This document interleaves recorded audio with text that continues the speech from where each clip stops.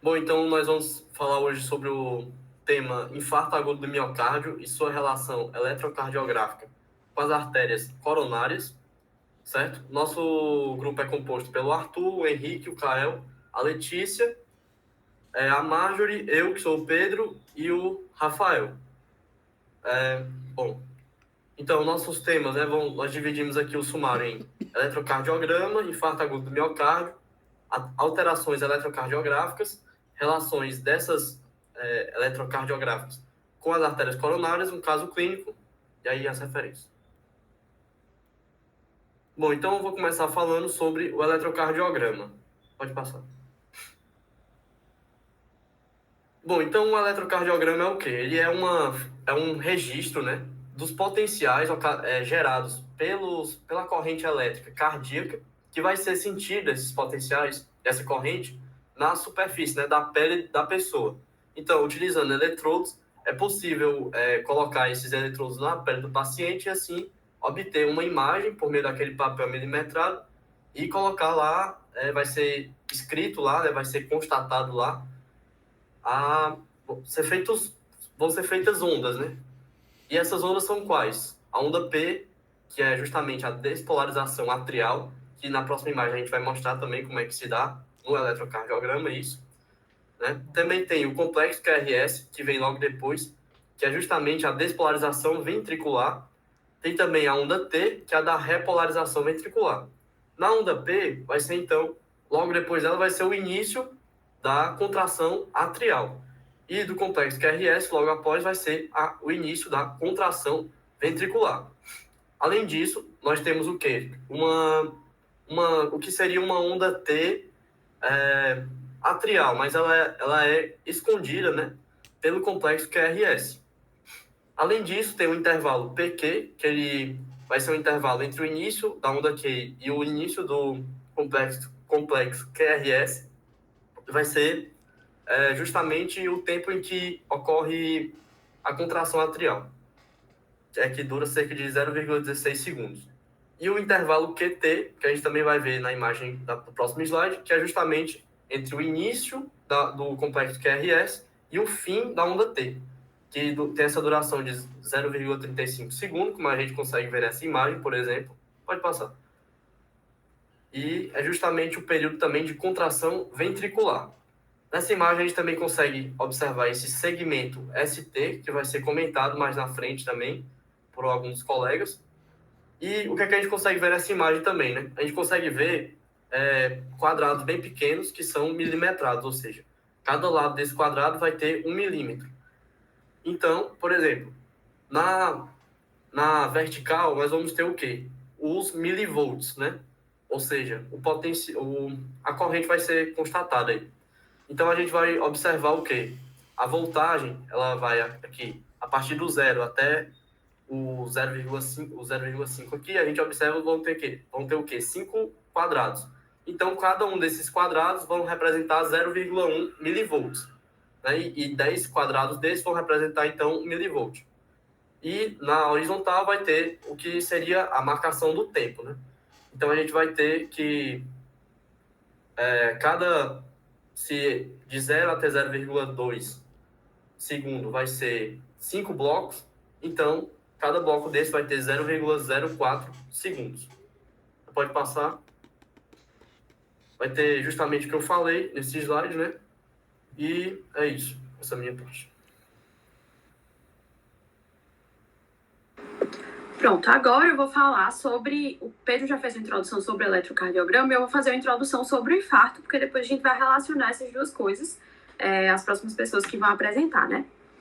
E aí, o que é o infarto, né? O infarto agudo do miocárdio, que também é conhecido por ataque cardíaco, ele consiste na morte de algumas células do miocárdio, e essa morte dessas células acontece por falta de irrigação desse tecido.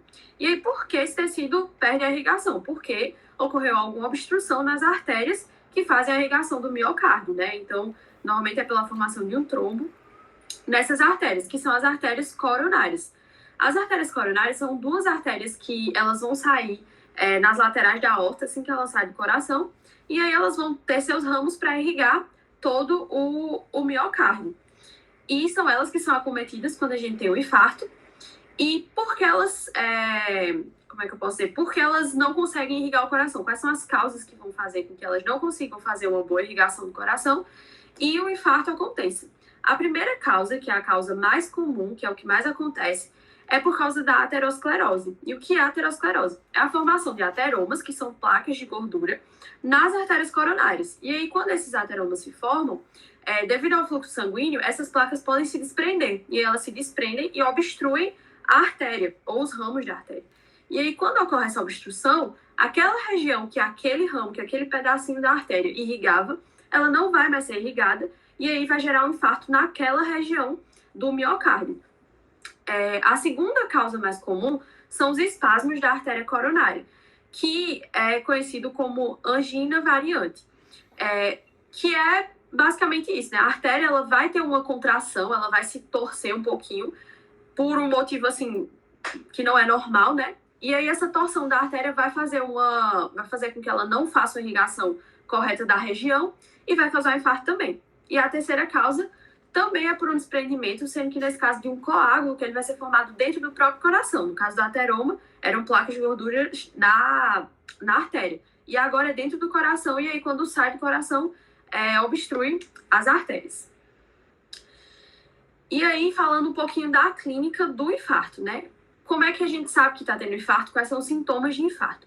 O sintoma mais comum, que todo mundo conhece mais, é a dor e o desconforto ou formigamento no peito e no lado, no braço direito, que se irradia para o braço direito, que é o sintoma mais comum.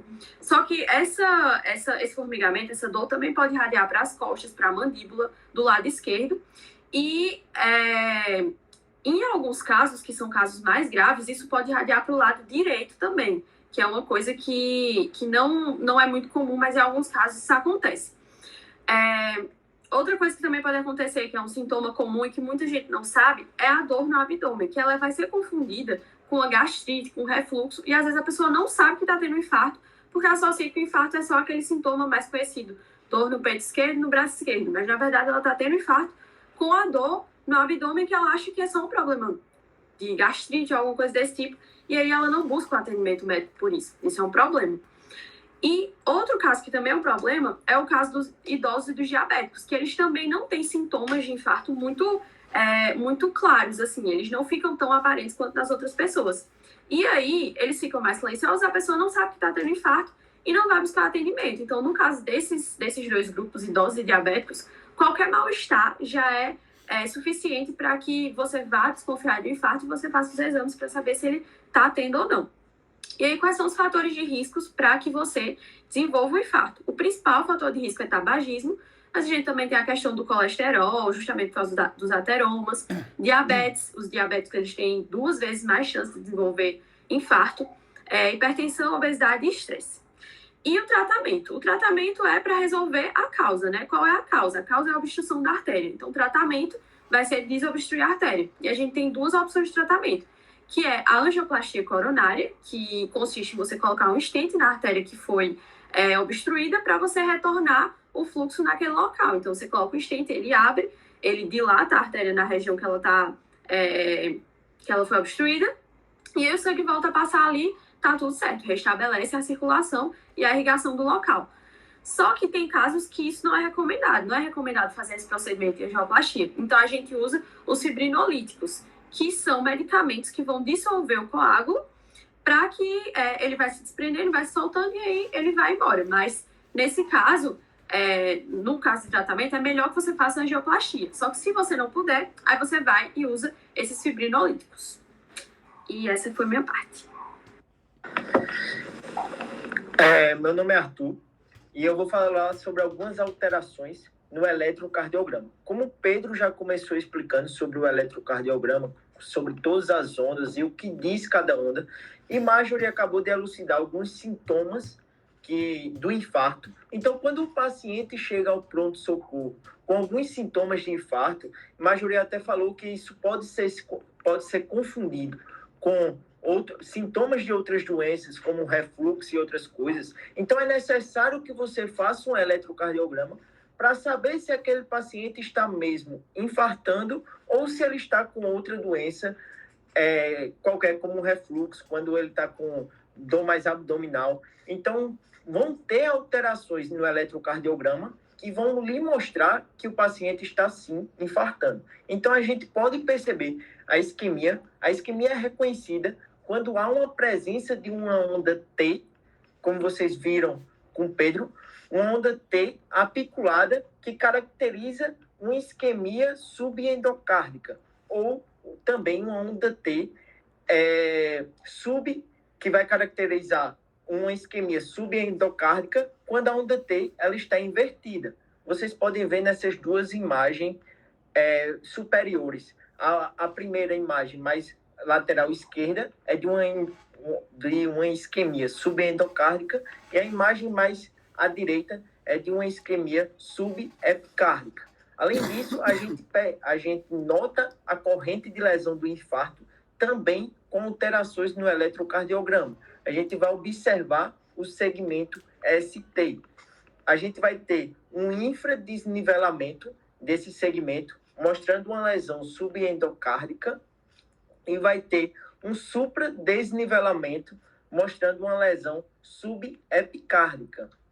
A gente vai ter também uma necrose. O que seria uma necrose? Uma necrose é algo que é mais tardio, porque é causado pela falta de sangue naquela região. Então, aquele local fica necrosado. A gente vai ter como característica a presença de uma onda Q no complexo QRS, uma onda Q patológica, que ela possui mais de 1 milímetro de largura ou então uma altura de 1/3 do complexo QRS. Vocês podem ver aí também nessa imagem. Agora, eu vou falar como funciona um eletrocardiograma. Quais são as posições dos eletrodos quando você vai fazer um eletro, quais são as posições que você precisa colocar os eletrodos. Você vai ter as derivações precordiais, que elas vão se caracterizar por posições bem definidas na região torácica, próximas ao coração. Então, o V1 vai ser localizado no 4º espaço intercostal direito. Esse V1 é o que você vê mais ao lado direito do corpo do paciente, e registra o potencial dos átrios esquerdo e direito, na parte septo intraventricular. O V2 é localizado no 4º espaço intercostal esquerdo, tem como característica por apresentar pequena positividade e, em seguida, grande negatividade, assim como o V1. V3 é localizado entre V1 e V4, que você consegue observar nessas duas imagens, e é mais especificamente no septo intraventricular e caracteriza o QRS isodifásico. Geralmente, sim, aí a gente tem agora o V4, localizado no ápice do ventrículo esquerdo, apresenta uma fase inicial positiva e caracteriza-se como uma ativação do ventrículo direito. Aí a gente vai ter o V5, que é localizado na linha axilar anterior do 5º espaço intercostal esquerdo, possui pequena negatividade inicial, seguida de grande positividade, podendo haver ou não negatividade terminal. O V6 ele é localizado no 5º espaço intercostal esquerdo, na linha axilar média, e possui as mesmas características que V5. E agora eu vou falar sobre as derivações periféricas. É bom ir observando juntamente com essa imagem. Então, a gente tem as derivações bipolares, que elas registram a diferença potencial entre dois eletrodos dispostos entre membros distintos, que a gente vai ter o D1, que é colocado entre o braço direito e o esquerdo, que é essa primeira imagem superior esquerda. A gente tem o D2, que é a segunda imagem superior, que é colocado entre o braço direito e a perna esquerda. E a gente vai ter D3, que é colocado entre o braço esquerdo e a perna esquerda. E a gente vai ter também as derivações unipolares, que registram o potencial elétrico absoluto entre uma região teórica do triângulo e sua extremidade. A gente vai ter o AVF, que é esse primeiro mais inferior, que é avaliando o potencial absoluto na perna esquerda. A gente vai ter o AVL, que é o mais central, que avalia o potencial absoluto do braço esquerdo. E a gente vai ter o AVR, que avalia o potencial absoluto no braço direito. E essa foi minha parte. Boa noite, pessoal. Meu nome é Henrique e eu vou começar falando justamente das relações eletrocardiográficas com as artérias coronárias. Então, pode passar, por favor. Certo, e aí vamos lá. Minha parte vai ser justamente trazer aqui as alterações eletrocardiográficas associadas com a artéria coronária descendente anterior, certo? Essa artéria coronária descendente anterior, ela também é chamada de artéria interventricular anterior, justamente porque ela vai estar anteriormente naquele sulco interventricular anterior. Ela vai descer por ali. Ela vai derivar da artéria coronária esquerda. E assim, se você pensar, essa localização anatômica dela é bem importante, porque como ela vai descer entre os ventrículos, ela vai ter a função de emitir ramos, como os ramos perfurantes e os ramos laterais, que vão irrigar principalmente o ventrículo esquerdo. E esse ventrículo esquerdo ele vai precisar de muita irrigação, justamente porque ele vai precisar exercer uma força contrátil muito grande, porque ele está ali recebendo sangue de alta pressão e tendo que bombear a alta pressão. Então, justamente essa artéria coronária descendente anterior ou interventricular anterior vai ser muito relevante nesse sentido, certo? E aí, pode passar, por favor. Bom, eu vou começar falando um pouco para vocês do infarto anteroseptal, certo? Esse infarto anteroseptal, ele vai ser justamente por um acometimento da artéria descendente anterior, que eu falei para vocês, que é justamente a interventricular anterior, certo? Se vocês pensarem bem, como ela está ali entre os ventrículos, obviamente ela vai ser muito importante na irrigação do septo interventricular, que vai estar passando por ali. Então, se você tiver um infarto nela, você vai ter justamente um problema de irrigação daquele septo. Além disso, obviamente, você vai estar ali na região anterior do coração. Por isso, justamente, também você vai ter um infarto da parede anterior. E aí, vamos lá. Esse infarto, especificamente, que é o anteroseptal, ele pode estar associado a um quadro de infarto prévio. O que é isso?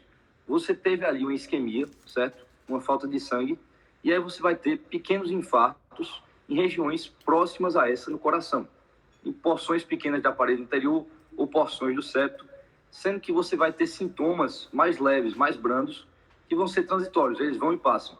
E aí muitas vezes você não procura um atendimento médico, deixa a situação se agravar e o que acontece? Você vai e desenvolve um quadro de infarto agudo, que vai ser justamente esse infarto anteroseptal. E aí, a importância daquilo que Arthur falou lá no começo, certo? No eletrocardiograma, você vai ver a presença de uma supra de ST em V1 e V2. Então, você tem que conhecer as derivações precordiais, porque justamente as alterações em derivações precordiais específicas é que vão caracterizar se é uma síndrome ou se é outra. E aí eu trouxe para vocês justamente um gráfico no ECG de uma pessoa que apresentou um infarto anteroseptal e um pequeno caso clínico aqui. Eu não vou ler o caso clínico inteiro, mas eu vou ler algumas informações que eu considero relevantes, certo? Ele fala que o paciente chegou lá com 65 anos, antes era assintomático, mas ele tinha dor precordial típica e intensa após um esforço físico, certo? E aí, ó, lá embaixo, se você for ver, ele vai estar dizendo que ele tem um forte desnível de ST por infarto agudo do miocárdio em VR e V1, correspondendo à parede anterior. E você vai ter também uma onda T e ST modificadas de alta voltagem que vão sugerir transtornos na repolarização da parede anterior, certo? Então, justamente, essas características é o que ajudam a gente a definir qual tipo de infarto está sendo referido ali. Pode passar, por favor. E agora eu vou falar do infarto anterior, certo? Bem como o infarto anteroseptal, o infarto anterior, ele também vai ser a partir da artéria interventricular anterior, certo? O infarto da artéria interventricular anterior, obviamente porque ela é responsável em boa parte, como eu já disse, pela irrigação da parede anterior, certo? No geral, Caio vai falar um pouco mais disso depois, mas no geral, os infartos anteriores, eles são maiores e estão associados a um prognóstico pior do que os infartos infero-posteriores, certo? Nesse caso específico do infarto anterior, nós vamos ter a presença de supra de ST em V1 e V4, certo? e você vai ter, geralmente, o acometimento da porção proximal da artéria descendente anterior. Como assim porção proximal? Porção proximal é justamente aquela porção que acaba de sair da artéria coronária esquerda, certo? Só falando aqui rapidinho, nesse caso também, às vezes, você pode ter um infarto da própria artéria coronária esquerda que vai causar um infarto anterior. Até porque o sangue que vai para a artéria interventricular anterior vem inicialmente da artéria coronária esquerda. Então, como ela vai ser um ramo, você pode ter tanto da artéria coronária esquerda quanto da artéria interventricular anterior. Essa foi a minha parte. Muito obrigado pela atenção. Meu nome é Rafael e eu vou dar continuidade agora às relações dos infartos com as artérias coronárias. Como o Henrique tinha dito anteriormente, ele tratou do infarto anterior e agora eu vou tratar de um agravamento dessa situação do infarto anterior, que é um infarto anterior extenso. Como o próprio nome diz, ele vai atingir uma região mais ampla do coração e vai tender a ser um infarto de uma complicação maior. Ele ocorre na parede lateral alta, atinge grande parte do coração e é um infarto que acomete a artéria descendente anterior, como foi bem dito a ele, a artéria que é ramo da coronária esquerda. O infarto anterior, ele é o que mais mata após a chegada ao hospital, porque, como foi dito anteriormente, é um infarto que vai atingir grande parte do ventrículo esquerdo, que justamente é o ventrículo que bombeia o sangue arterial, por isso ele tem um miocárdio mais espesso, que precisa de um suprimento maior de oxigênio, e quando a gente tem uma situação de infarto anterior extenso, a gente tem boa parte da câmara propulsora do sangue arterial afetada. As alterações do eletrocardiograma típicas do infarto anterior extenso são a presença da supra-ST nas derivações D1, AVL, V1, V2, V3, V4, V5 e V6. Então, nós vemos mais ainda pelo eletrocardiograma como realmente é um tipo de infarto que afeta uma área muito ampla, porque ele pega da variação V1 até a variação V6. Eu trouxe um caso de infarto anterior extenso, um eletrocardiograma correspondente a esse caso, e vamos ver aqui rapidamente o caso clínico. O paciente ele apresentava um onda P com aumento de amplitude, entalhado bífida, nas derivações inferiores, o que indica uma sobrecarga atrial esquerda. Positiva em D1, D2, AVF, precedendo cada complexo QRS. Supradesnivelamento dos segmentos ST de V2 a V5, D1 e AVL, infradesnivelamento de ST em D2, D3 e AVF. O paciente, com o diagnóstico de infarto anterior extenso, que é identificado devido à oclusão da coronária descendente anterior, ele foi encaminhado para cinecoraniografia de urgência com angioplastia com stent, foi feita com sucesso. Pode passar, por favor. E agora eu vou falar de um tipo de infarto que afeta a circunflexo esquerda, que também é um ramo da coronária esquerda. Passar, por favor. É um infarto conhecido como anterolateral. Como o próprio nome diz, afeta também a parede anterior, mas na região mais lateral do coração. Ele atinge a divisão anterolateral do coração, dentre as 17 divisões que nós conhecemos do coração. Como foi dito anteriormente, ele acomete a artéria circunflexa, que é ramo da coronária esquerda, e ele é identificado pela presença de supra-ST nas variações D1, AVL, V5 e V6. Eu trouxe novamente mais um eletrocardiograma de um caso clínico que representa essa situação, e vamos à leitura. FHG, 24 anos, do sexo masculino, ISDO, praticante de musculação, em uso de sildenafil e suplementos esportivos, aminoácidos de cadeia ramificada, creatina e whey protein, negável tabagismo, história familiar para a doença coronariana e uso de drogas ilícitas. Todavia, após ter sido novamente questionado sobre o uso de tais substâncias, o paciente fez alusão sobre ter feito uso de cocaína. Quando entrou no serviço de emergência, ele referiu dor precordial súbita em repouso, de intensidade moderada, sem irradiação, com início a cerca de 8 horas, associado à dispneia. Após, né, a análise do exame do eletrocardiograma, foi observado supradesnivelamento no segmento ST nas variações D1, AVL, V3, V4 e V5, sendo esse quadro, então, compatível com infarto agudo do miocárdio na parede anterolateral. E essa, por enquanto, foi a minha parte. Bom, dando continuidade aqui, a gente vai pegar agora para o lado direito do coração. A gente vai ver algumas lesões, alguns infartos que têm relação com a coronária direita. A coronária direita está aqui sinalizada na imagem, circulada em amarelinho. E assim, a gente viu em anatomia que ela é a artéria que vai irrigar a maior parte do coração, assim, átrio direito, ventrículo direito, nosso atrial, nódulo ventricular, o septo interatrial, a parte do ventrículo esquerdo, e às vezes a maioria das pessoas, ela também é a artéria dominante, então ela vai dar origem ali àquele ramo posterior, então a maior parte do coração está irrigado por essa artéria. Eu trouxe um tipo de infarto, que é o infarto inferior, né? E aí, nesse infarto inferior, ele correlaciona com a circunflexa que o Rafael acabou de falar. Então, a maioria dos casos vai ser com a oclusão da coronária direita, mas ela pode vir a ser também com a oclusão da circunflexa. Basicamente, o que a gente vai ter de alteração no eletrocardiograma é o supradesnivelamento do segmento ST e em D2, D3 e AVF. E em alguns casos, quando a gente vai diagnosticar um infarto, a gente precisa que tenha um supradesnivelamento de pelo menos 1 milímetro, que é aquele um quadradinho que o Pedro falou. Só que quando é um infarto inferior, às vezes esse supradesnivelamento é muito sutil. Ele pode até não chegar nesse 1 milímetro, que é considerado o limiar exigido em consenso para ter um diagnóstico. A gente tem a inversão da onda T na derivação AVL e algum grau de infradesnivelamento, dessa vez está 1 milímetro para baixo, do segmento ST de V1, V2 e V3. Trouxe também, como os meninos, um eletrocardiograma de uma paciente. Essa paciente, ela tinha um supradesnivelamento do segmento ST bem discreto e praticamente não chegava a 1 milímetro, que foi o que eu falei para vocês agora. Ela tinha a inversão da onda T e a paciente, ela foi enviada para o cateterismo e confirmaram que realmente era uma oclusão da coronária, nesse caso.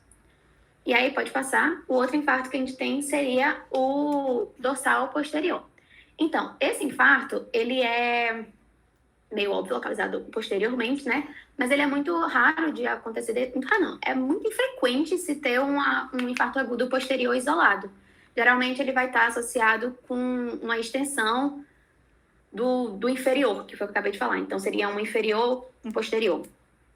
As alterações dele são em ST em V7, V8 e V9. Então, a gente não citou essas alterações, porque basicamente as alterações padrões do que geralmente a gente coloca o eletrodo no paciente, são aquelas que Arthur falou no começo mesmo. Então, quando você desconfia que você tem um infarto numa região que esses eletrodos não conseguem olhar, você solicita esses especiais, uma derivações especiais. É um caso da posterior, então você solicita a derivação de V7, V8 e V9. Além da alteração, a gente geralmente tem onda Q patológica, que é diferente da onda Q tradicional. E existia antigamente uma alteração que era a onda R ampla em V1. Só que esse é um conceito muito antigo, ele foi até ele foi descartado por um médico que antigamente você achava o V1 ele reflete essas posteriores.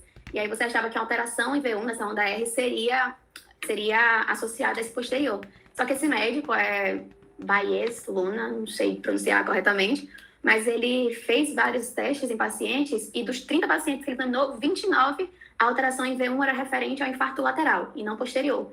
Então ele é considerado hoje em dia um conceito antigo, um conceito que não está tão associado a esse infarto dorsal posterior. Aí nesse caso aqui da paciente, também trouxe o eletrocardiograma dela, ela chegou e como você chega, você não faz o exame direto de V7, V8 e V9. Então, fizeram os exames de V1 a V3 e ela tinha um aumento na voltagem das ondas R de V1 a V3. E o supradesnivelamento também da ST. Como desconfiaram de infarto da parede posterior, aí eles solicitaram as derivações V7 e V8, que foram observadas que essa imagem é só derivação V7 e V8, Então, na imagem você pode observar a onda Q e o segmento ST com supracivelamento, que são sinais sugestivos de infarto agudo do miocárdio na parede posterior. E agora, para finalizar, em relação a esses infartos agudos do miocárdio que envolvem a artéria coronária direita e, consequentemente, a essa tipologia as tipologias de infarto agudo do miocárdio que a gente está expondo aqui, a gente tem um último deles que seria o infarto do ventrículo direito. Assim como o anterior, que a Letícia acabou de citar, ele é um infarto muito incomum de acontecer isoladamente, estando mais associado ali ao infarto da parede inferior do ventrículo esquerdo. Então, ele é mais raro de acontecer isolado por motivos anatômicos óbvios. A gente vai ter que o ventrículo direito, ele vai ter uma proporção menor do que o ventrículo esquerdo e, além disso, ele vai ter a sua perfusão vai ter sua perfusão provida tanto na sístole quanto na diástole. Então a gente vai ter que, além de um suprimento de sangue maior, ele vai utilizar menos sangue. Então um infarto nessa região do coração ela acaba sendo mais rara por causa dessas características anatômicas. E como eu falei, ela vai estar, um infarto, apesar de raro, quando ele aparecer, ele vai estar muito associado ao infarto da parede inferior do ventrículo esquerdo. E quando o médico ele já tem essa suspeita de que pode ser um infarto desse tipo, ele pode pedir ECGs em derivações especiais também, como a Letícia acabou de citar, mas especiais como o V3R, o V4R, o V5R e o V6R, que no caso são derivações espelhadas em relação às derivações precordiais que a Arthur muito bem explicou. Então a gente vai ter basicamente a posição espelhada do lado direito em relação à derivação precordial, que que fica do lado esquerdo. Então a gente pode estar pedindo esse tipo de derivação para analisar esse tipo de caso. E especialmente a gente pode citar a derivação em V4R, porque ela é a que tem a maior afinidade assim em relação a diagnosticar esse tipo de infarto do ventrículo direito. Então a gente tem ali que quando a gente tem 1 milímetro de supra em relação ao referencial do segmento ST, a gente tem praticamente 100% de certeza que o diagnóstico é o de um infarto de ventrículo direito. E apesar dessa certeza ser maior quando tem esse desvio, esse supra-desnivelamento de 1 milímetro, a suspeita ainda existe quando esse desnível ele vai caindo também. Então a gente não pode eliminar apenas pelo fato de que ele não passou de 1 milímetro, não chegou a 1 milímetro, como a Letícia falou. E aqui ao lado a gente tem um ECG que vai indicar exatamente isso. Essas derivações aí vão indicar um infarto da parede inferior do ventrículo esquerdo associado, e principalmente associado, a um infarto do ventrículo direito. Então, com isso a gente fecha essa tipologia em relação aos infartos agudos de miocárdio, e agora a gente parte para um caso clínico para deixar bem exemplificado tudo isso que a gente acabou de falar. Então, passando aqui, a gente vai ter que...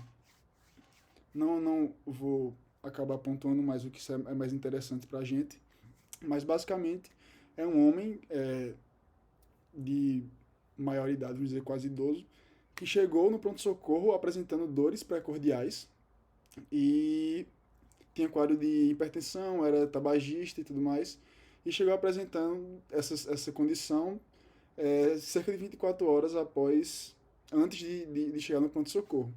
O exame físico não apresentou aparentemente, inicialmente, nenhuma alteração muito relevante, apesar de que apresentou um indício de sopro sistólico na borda external esquerda baixa e na área mitral. E suspeitando, a partir disso, foi feito um eletrocardiograma que indicou basicamente baixa voltagem de complexos QRS no plano frontal, um infarto agudo do miocárdio em evolução anterior e extenso e área inativa da parede inferior. A gente teve também uma presença de supradesnível de ST nas derivações de V1 a V5 e um infradesnível de ST em D1, D2 e AVF, além de um de supradesnível em AVR também. Então, passando aqui, a gente vai ter... Pode passar, por gentileza. Passando, a gente vai ter bem exemplificado no ECG esses desnivelamentos acometendo essas derivações que eu acabei de citar. E no outro slide a gente vai ter bem claro o diagnóstico médico. Pode passar. O diagnóstico que foi chegado nesse caso. Diagnosticou esse paciente com infarto agudo do miocárdio, onde esse paciente foi submetido a uma cineangiocoronariografia, que revelou a oclusão proximal da artéria interventricular anterior, que foi explicada por Henrique, e com imagem sugestiva de trombos. Entretanto, apesar de todas essas evidências, teve uma evolução para uma sistolia, uma parada cardíaca que fatalmente acabou com o óbito do paciente. A necrópsia, posteriormente, apontou que houve um infarto agudo, que era muito extenso, não era esperado pelos médicos, e acometeu a parede anteroseptal do ventrículo esquerdo e anterior do ventrículo direito.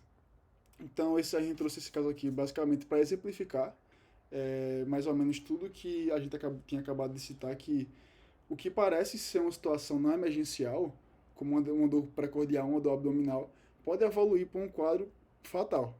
Então, o ECG ele se torna uma ferramenta muito importante para identificar esses casos e evitar que haja o agravamento. E além do ECG, e no caso o ECG ele nem sempre vai ser definitivo no diagnóstico do paciente, como foi esse caso que eu acabei de citar, a gente vai ter que o ECG ele pode ser um indício para casos mais graves. Então a gente pode recorrer muitas vezes a vias que envolvam um diagnóstico com maior precisão e que não são rotineiras. Por exemplo, nesse caso aqui poderia ser feito um eco para ter uma precisão maior no diagnóstico desse paciente. Então, fica aqui a importância do eletrocardiograma em relação a diagnóstico e consequentemente tratamento dos infartos agudos de miocárdio. E é basicamente isso. A gente tem aqui as referências que foram utilizadas nessa exposição da gente. Pode passar que tem mais no outro slide. E é basicamente isso. Muito obrigado. Tchau, tchau.